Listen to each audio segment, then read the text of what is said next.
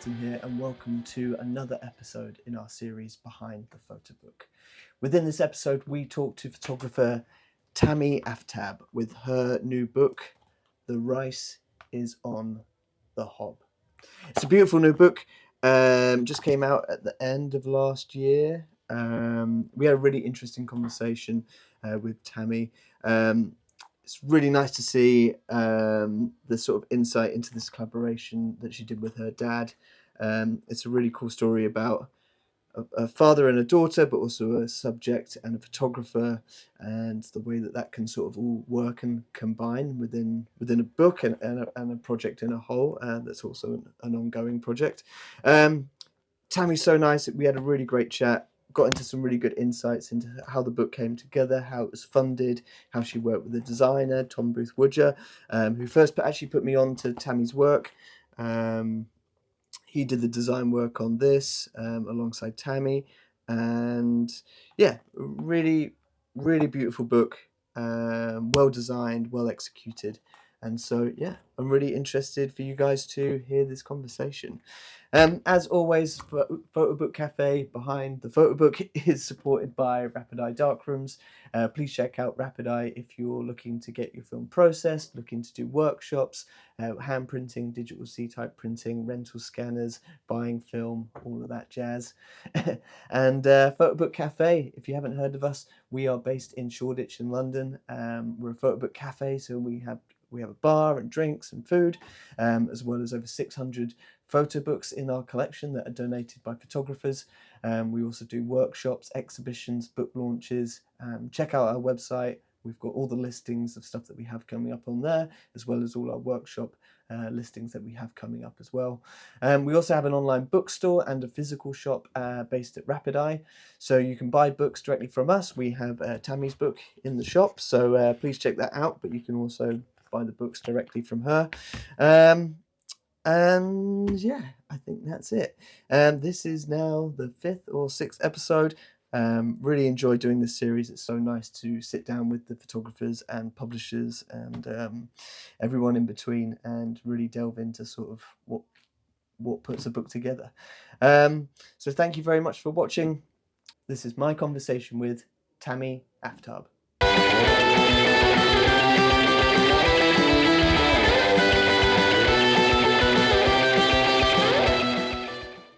Cool. So welcome, Tammy. Thank you. Thank you so much for joining us.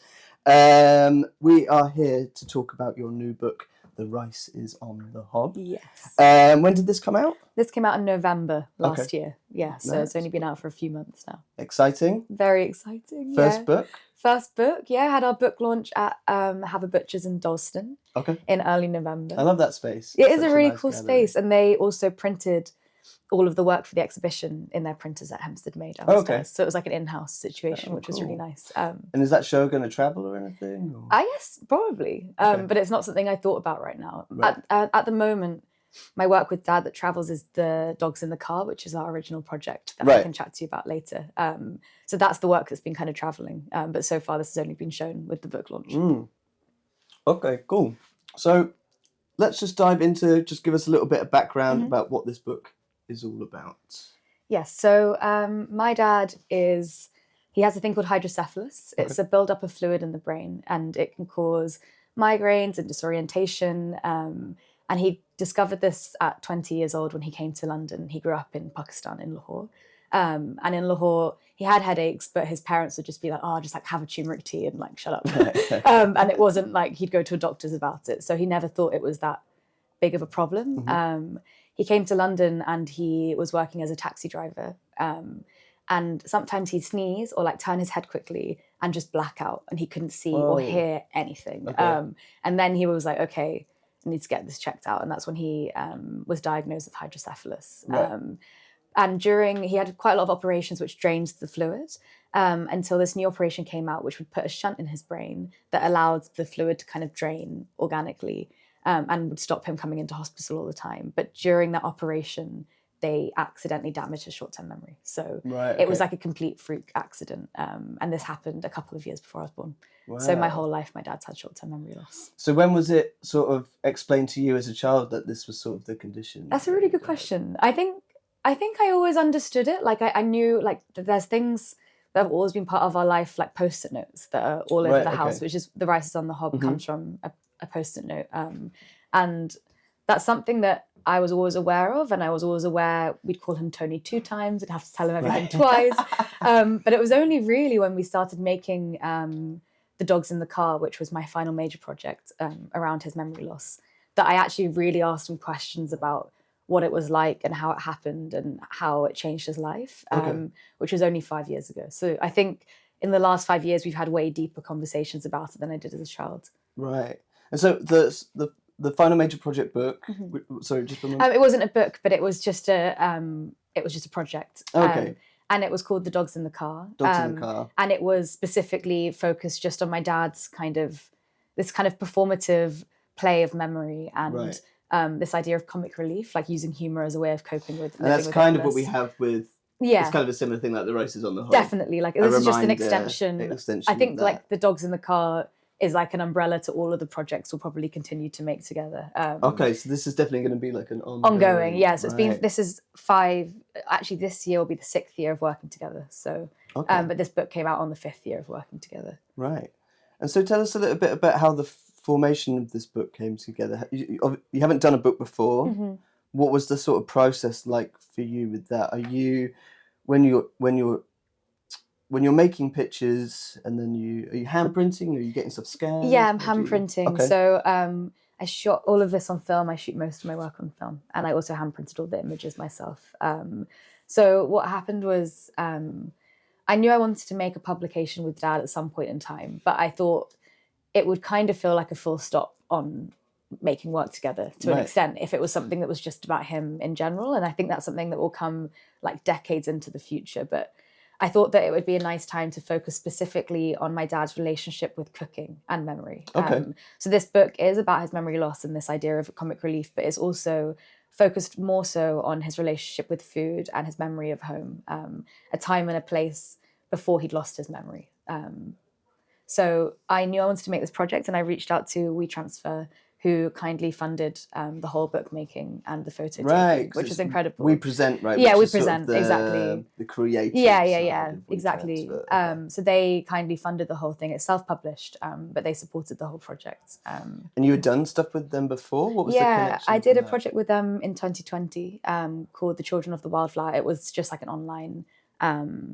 Oh, I think I saw some stuff. Did it have it like King's Cross? You had some. Like, Yeah, visuals and exactly. stuff. Yeah, it was actually shown at the space in Tottenham Court Road, Outernet. That's the one. Yeah. Yeah, so that was a project. Again, I guess this is a common theme within my work about my family and about memory.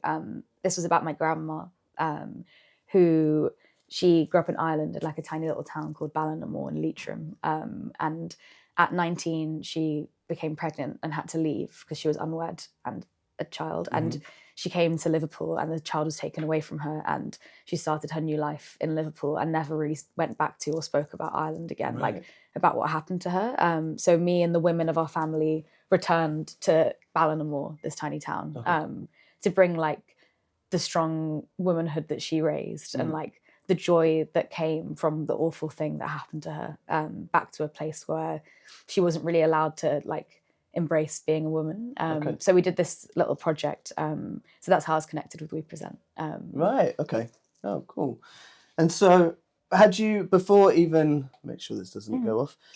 Before you had approached We Represent, was there an idea to approach a publisher, or were you kind of quite strongly focused on it being? It wasn't. It was actually mainly like honestly money focused. Like Right. I had spoken to Tom Boothwoodger, who designed this book. Yeah, I know Tom. And I remember thinking like it can't cost more than like $5,000, and he was Right. like, "You're laughing."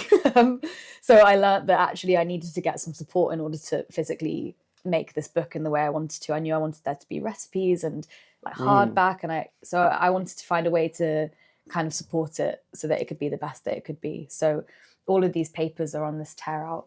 And at the back So there's all a the little recipes pocket. can Yeah. just become separate. So you can tear them out so that it could just here. Oh yeah. Oh, A little hidden pocket. So they're all tear out, and that was inspired by how my dad's recipes are kind of written on notes, like thrown around the house, and they're shoved in, like plastic wallets, and it's not like cohesive. And I know a lot of families kind of have that too, where they like find a recipe in, Waitrose, or a friend's passed it on to them, or they've printed it online.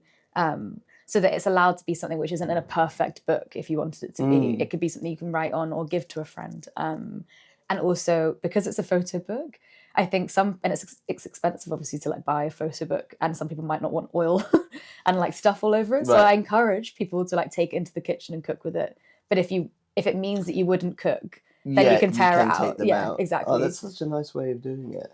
And so what was your sort of choices for, did you have a lot of thoughts and ideas behind the concept and design of the actual structure of the book, or is that something that was very collaborative? Very collaborative with Tom, yeah. Okay. So he was really great at like pulling in the ideas and stuff. Again, because it was my first time, and he's obviously very experienced with like the book making process. But we both wanted it to be something that wasn't like super rigid. Like the recipes aren't kind of ordered or in one section; they come in and out. And so do these kind of text and landscape pieces or portraits. They're all kind of dotted around, and you could be in the world of photography for a moment and then in the world of kind of cooking. Right.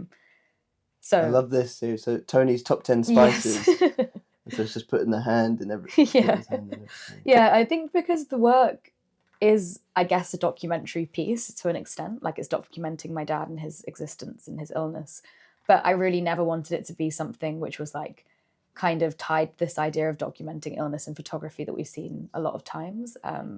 So that's where the performance comes in. So instead of, I guess, photographing the spices on the table in their jars, we play around with like the hands. Nice little pile. Exactly. And like the Post-it notes, I could photograph the real Post-it notes, but for me, it was more important to make them a performative piece where I brought them into the public and we can watch people's reactions and confusion on their faces whilst I put up the text.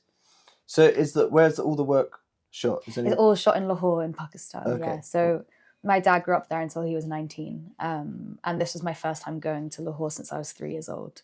So it was quite a personal journey as well. But it was important for me to be shot there because in Lahore, he never knew he had hydrocephalus. He never was diagnosed with an illness. He never had memory loss. So it was a space that's all in his long-term memory and he can remember all of it. Oh yeah, the shine.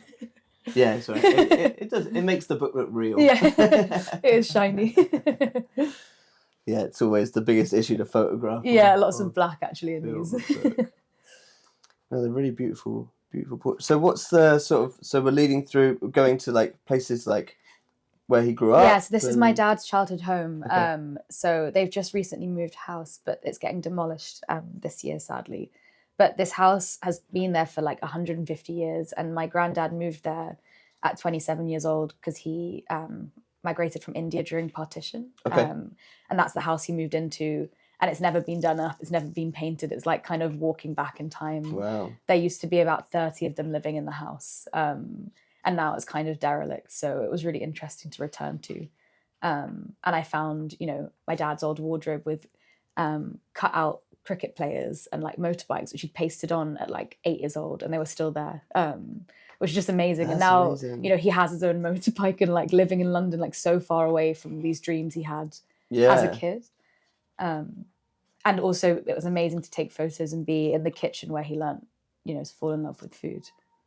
Do you feel going back to a place like this that has so much sort of family heritage, did you feel an immediate connection?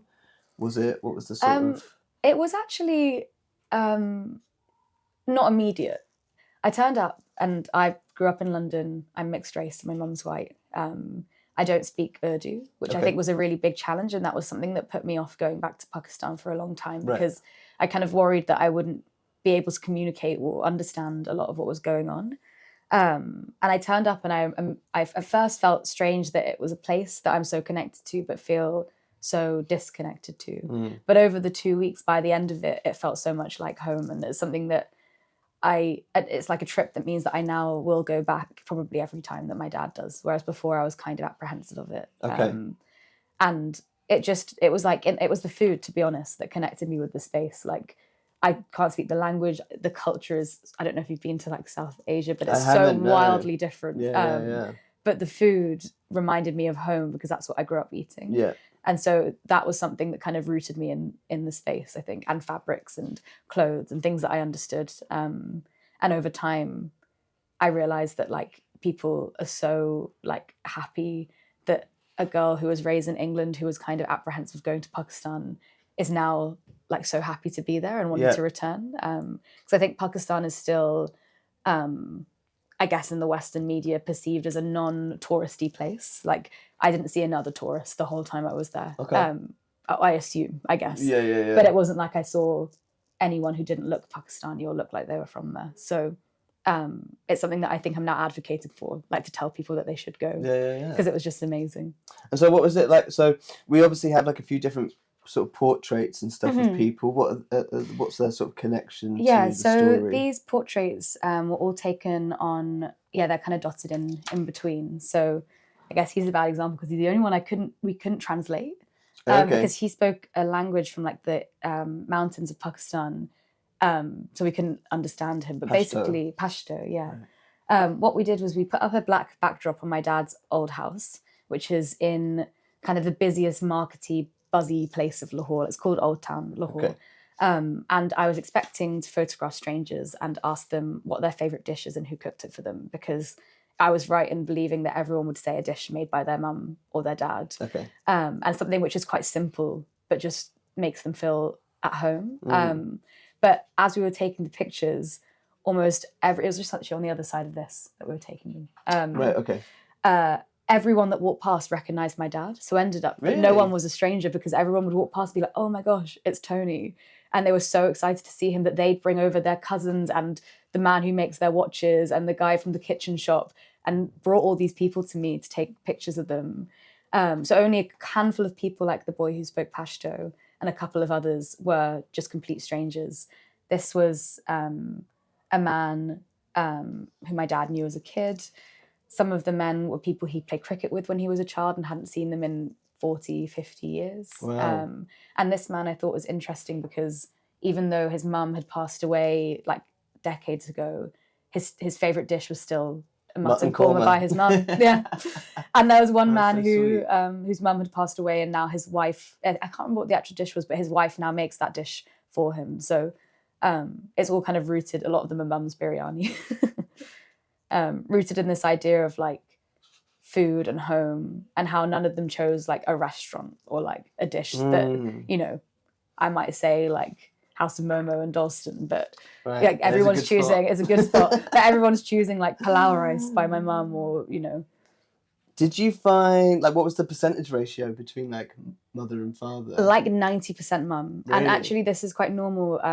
My dad chose something by his dad actually, but it's still quite rooted in that women cook and men work, or women cook and clean. But my granddad was someone that would actually cook as well, which is quite abnormal, which I think encouraged my dad to do a lot of the cooking. But he only learnt to cook when he came to England, because his mum would never let him in the kitchen because he was the son. So his sisters learnt to cook, but he never learnt to cook. And it's only when he came to London and was really missing home, specifically missing his mum's food, that he would call her, and he learnt all of her recipes over the phone. Whilst he was living on his own. So that's the other reason that there's no pictures of the recipes, like photos of the food, is because Dad never learnt to cook these with images in front of him. They were all kind of based on memories, which is why a lot of the recipes have handwritten notes. So instead of an image, there's a memory.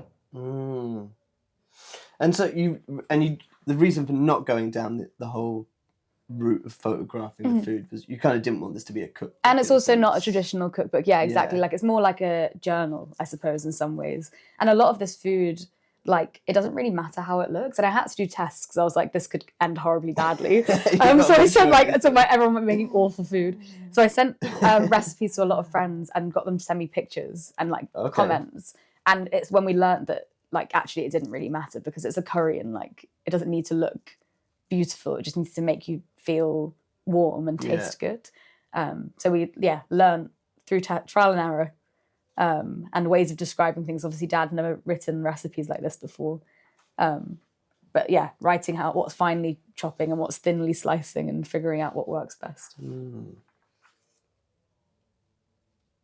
it's so nice. I think what I really like about photo books is when you have that idea of play. I think it's when you can get the viewer to interact with it. It's not just so much Exactly. plate on the right hand side, flicking through. Yeah, okay, exactly. done. That goes back on the shelf. Yeah. There's so many. I think it's an enjoyable book because you can go forward and back. Yeah, it's not easily. linear, and like Yeah. I really, really wanted it to be something, which is why we put these tarot arts, etc., like that people interact with and that people can get multiple purposes out of, and like, you know, someone can buy this for the recipes, someone can buy these for the photographs, someone can buy it for the story.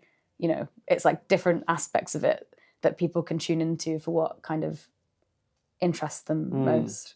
And obviously we've spoken about the title and the notes, but what was the reason? What was the sort of the text idea of hanging it up? Yeah, so you know, like celebratory texts like "Happy Birthday" or "We're Engaged." It was inspired by those kind of banners that you get for like celebrating something. So the post-it notes are obviously written with pencil on a scrumpled piece of pink post-it note and stuck up and then shoved in the bin, and anyone who doesn't enter our family home will have never seen them. Okay. And what I wanted to do was take something which is so private and kind of discarded and make it something somewhat more permanent and celebratory, and put it in a space where people will look at it. I remember when I first did this for the dogs in the car, we wrote the dogs in the car and hung it up in the park, and everyone was looking at us, expecting us to have something like they'd understand, like, I don't know, happy birthday, for example, or like she's graduated. And when we put it up, I could see people with their dogs looking at it like, what is going on? And I thought that confusion was really like a reflection of Dad's confusion in day-to-day life of like, I don't really understand fully what's going on. So that was kind of the idea behind it. But yeah, I love the idea of something which he feels quite insecure about being placed in a way that is celebrating and loud and encouraged to look at and smile at and sometimes laugh at, which I think with illness people shy away from laughing and smiling, because the most common first response to me telling my dad's story is like, oh, that's so sad, or that must be so difficult, which is definitely true. But he has to live this day in, day out for the rest of his life, and there's also joy and humor in it. Like, I mean, there's so much side humor by and side. forgetfulness anyway. Exactly. It's like not and using things like this, it does add such like, you know, he forgets to put his teeth in. He'll go to work, he'll come back, and he will have his no teeth in, and he'll be like, I've been not laughing or smiling all day, because he works as a shop assistant, and he's like having to talk with his mouth really like small, and that's funny. But I think sometimes people are scared to laugh because it feels inappropriate, because I think of our British culture specifically. So this is something we wanted to turn around and like encourage. You know, we can't just be sad about it every day. There's definitely sadness in this, and you'll read like in the interview some of the more difficult times, and I think they're good just to have both, like the hard times, and also it's part of who he is and all I've ever known. Like, I can't imagine him without memory loss, and I can't imagine him without this kind of sense of comic relief. Yeah, I think it's something. Yeah, exactly. It's two parts, isn't it? To it, it affects the daily routine differently. Where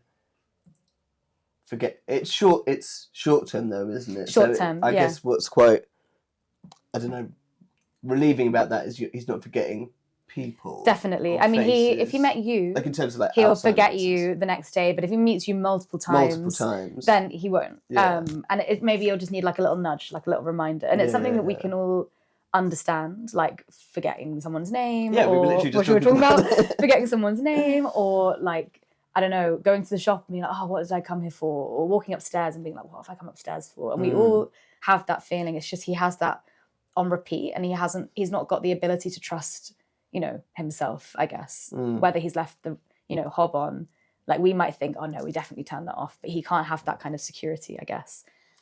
Yeah, I mean, I do the classic sort of like, I lock the door, I walk down the same. The one which is really dangerous, which he does, is he leaves the keys in the front door. So opens the door, then walks straight in and closes the door. And I'll wake up when I used to live at home, I'd wake up in the morning and the keys have been in the front door all night. Yeah. So there's things which are actually really dangerous. Yeah. But this is where post-it notes, and there's like, he's now got an Alexa, which has changed his life. Really? So it'll always be like, Alexa, remind me in 10 minutes to take the keys out of the door or to turn the oven off. Okay. So in case he's forgotten, he can, whilst he remembers, he can remind himself for the future. Yeah. Which is quite amazing. These kids were so cute. Dal with roti by Yeah. Mama. And a lot of the pictures were also taken in the markets. It was very amazing to be somewhere where food is, because my dad growing up had no fridge, Okay. which I think was quite normal, and maybe even still quite normal.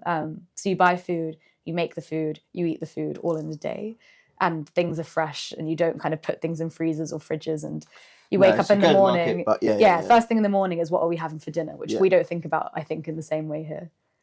Yeah, and here are some of the memories, for example.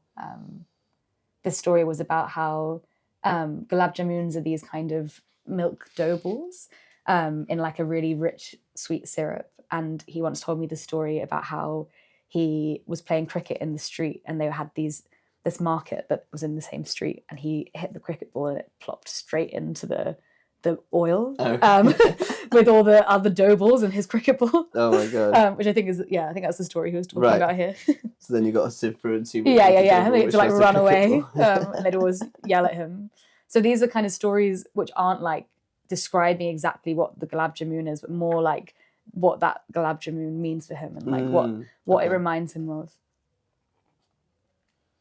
And so with your, I guess, going back, I kind of semi-asked this, but what was your, with editing something like this, I guess when we think about editing a book, do you work on the screen? Do you print everything out? Is it lots of 6x4s? Are you living with it in your bedroom or in the living room, or do you go to a studio?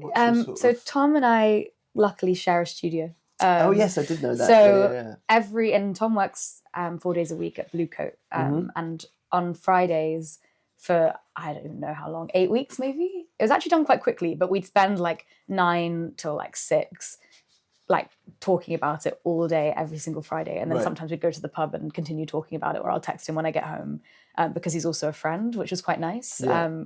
So it wasn't restricted, but it meant that in between I'd have kind of a break from it, and then on Fridays we'd regroup.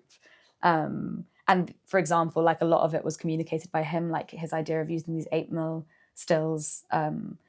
We were discussing that it kind of reminds us of when you're in a hot, bright country and you close your eyes and you have that red kind of glare and like flickering of images that you've just seen. Yeah. And we kind of wanted to create this idea of leaving and these kind of red kind of flickers of memory of travel and birds. Right. And this is what Lahore is really in a moment. But actually the book starts with flickers of my dad's face. Yeah. So we and sort of just like complete just sort of color palettes exactly. as So well, this is like a isn't it? flicker of my dad's home.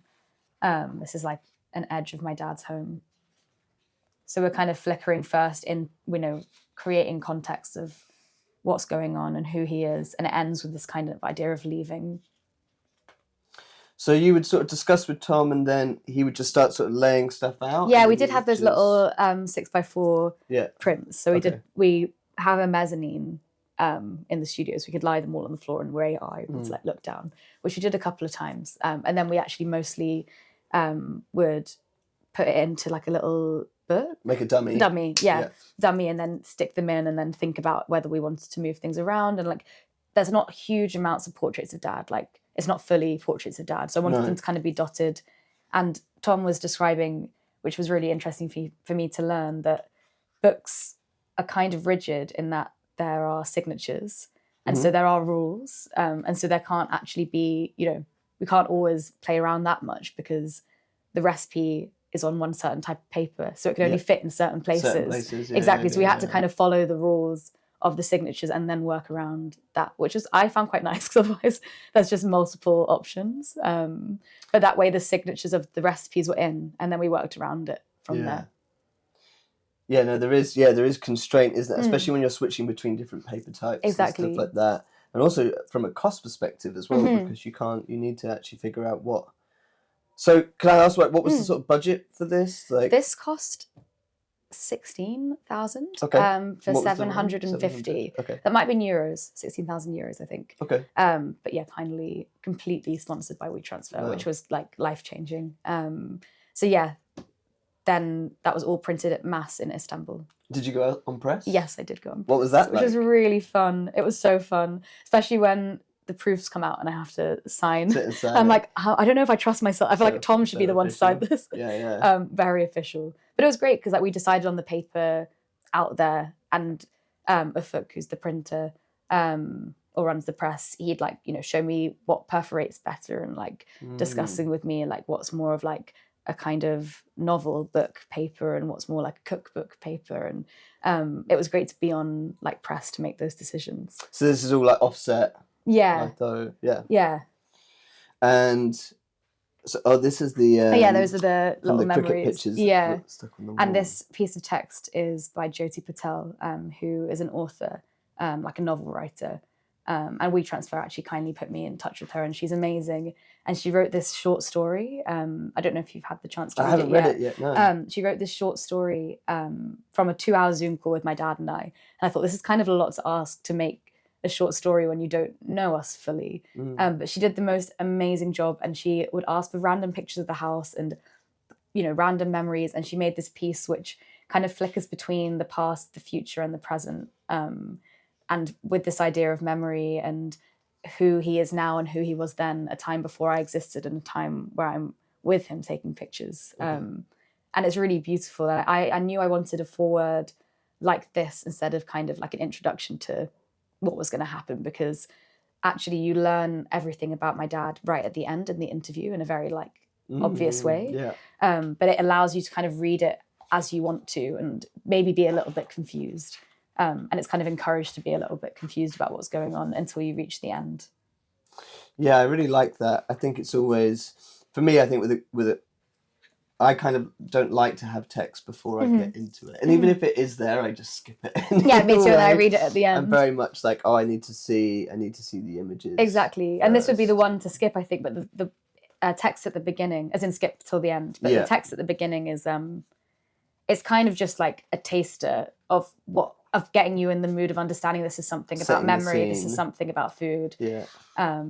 Just what was the idea with the cover, colour? How did you sort of come to those kind of decisions? When I was making the cover, the colour was like the thing we went back and forth with, or I in my mind went back and forth with so many times. And it was like a matter of like, you know, I came up with a colour combination, then I saw a book in the bookshop with that exact same colour combination, like in the front window.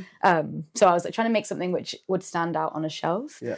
And also something that wasn't like immediately makes you think of Pakistan or India. Like at first it was kind of like dark reds and oranges and greens. And then I thought, actually, what I prefer to kind of take away from this is this idea of the Post-it note. So this pink comes from this kind of, the pink you see in a Post-it note. And the green definitely is like reminiscent of a lot of colours in the book. This kind of pistachio kind of green, warm green. But the pink is definitely, a nod to where this text came from, which is a Post-it note. Yeah, it really jumps out. I really love the design of it. Actually, it's. Are you a collector of photo books? I am. I don't know if I'm allowed to say I'm a collector of photo books compared to other people, but I definitely have collected photo books. I have. Well, I share a studio with Tom, who has about 200, you know, a whole giant shelf of photo books. So luckily, I actually have quite a big library. But yeah, I do collect photo books. Is there sort of stuff that what are your sort of interests when you in a bookshop? Is what sort of jumping out? Yeah, I definitely have a lot of photo books, contemporary photo books, and also a lot by South Asian artists and photographers. Definitely, that's always something that I'm drawn to. Like Kalpesh's book and Vivek's book, and I found this amazing book on like 70s photography in the north side of Pakistan on eBay. And it's like these old kind of studio portraits, which inspired the portraits I took of strangers. So I have quite a lot of books like this. But yeah, mostly contemporary books, I think. I normally get them at fairs or like artists that are putting them out at the moment that I'm excited by, rather than archival books. I think it's really interesting. Like we've had so many amazing shows and book launches by South Asian artists recently. And I think it's, I think for us, it's so nice to sort of, not become like maybe feel like become a hub, like part of the community, because it's really I think, you know, in recent years, and especially maybe like 10 years ago when I started getting into photography, I think I knew Cal, so Cal was kind of like the standout. He's But the uncle of South yeah. Asian photographers. But it's so nice to see such a younger Definitely. community sort of building and coming through, and everyone's kind of connecting. Definitely, and sort of it's so working nice. with I think each because other. it is still such a small community, which is a shame, obviously, and I hope over the next few years, more and more people feel like they can enter that space. But because it is still somewhat of a small community, I feel like we all know each other, which is really nice, and kind of uplift each other, and be inspired by one another, which is really lovely. And something that has only really happened, like I've only really entered in the last few years. And growing up in Surrey, like in Kingston, like southwest London, I wasn't really surrounded by that many South Asian people, and like the people that I knew were my family. And I was never really, I think that kind of disconnected me from the culture a little bit. And that's something that through photography, I think I've kind of connected more with the culture again, kind of through the people that I've met. So the first project which you did for your final major, final major, that was all shot in London. That was all shot in London. So those pictures are, I guess they're similar, but quite different at the same time. They were all shot in like suburban London. Yeah. Right. So they were all, you know, in my family home or in the local park or in the local theatre, the local swimming pool. Yes, they were all very local. Are they evoking images of culture or more just of your dad? Yeah, dad. Right. Yeah, and that's where the difference is. I mean, I guess there must have been parts of it that are evoking culture just by nature. But it was very much more focusing on dad and specifically his short-term memory. And I think as this kind of image-making collaboration has kind of continued, it's delving into different parts of him to the point that I think that this is just about dad, like not specifically, that it's not that his short-term memory loss is his only part of his identity. Like we're kind of exploring how that impacts and feeds into everything else about him, and also about our relationship, I think, like about our father-daughter relationship and how we navigate these things. So I don't know what the next thing will be, but I'm sure it will be intertwined with his memory loss, but not necessarily only focused on that. And how do you photograph your mum? I have photographed my mum. Okay. For the Ireland We Present projects. Right. I photographed my mum, my auntie, and my cousin. My mum is less keen to be in front of a camera.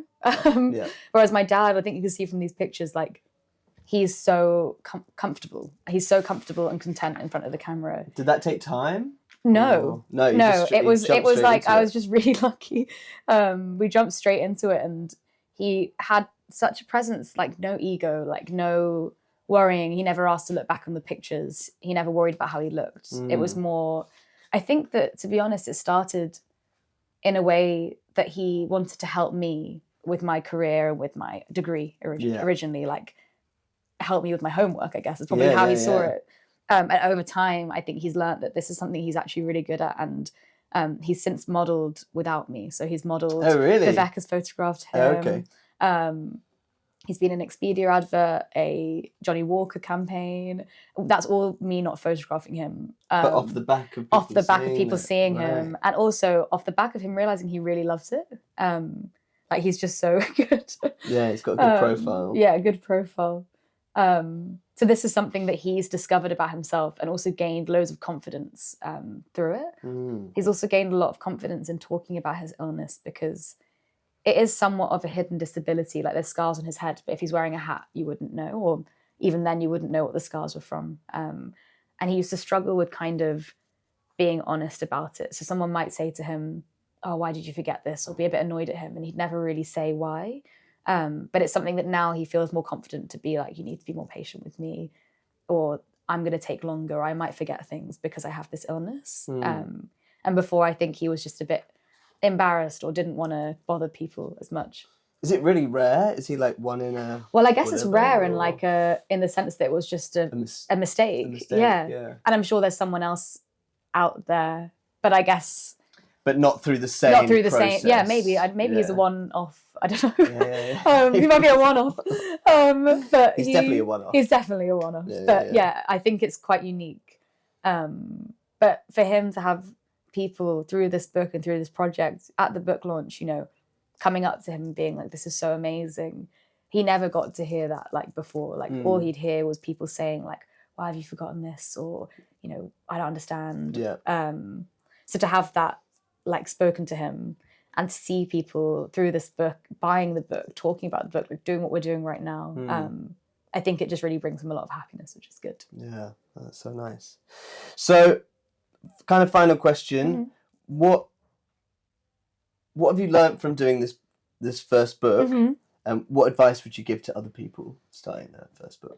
What I learned was that 2 weeks is quite a strict amount of time to be taking pictures for a whole photo book, Yep. including going to Pakistan for the first time since I was a kid, Yeah. meeting all these family members, exploring the space. So I think that I put a lot of pressure on myself to do that in 2 weeks. So I think maybe next time I'd allow myself more time. I'd allow a few more visits, not rush it.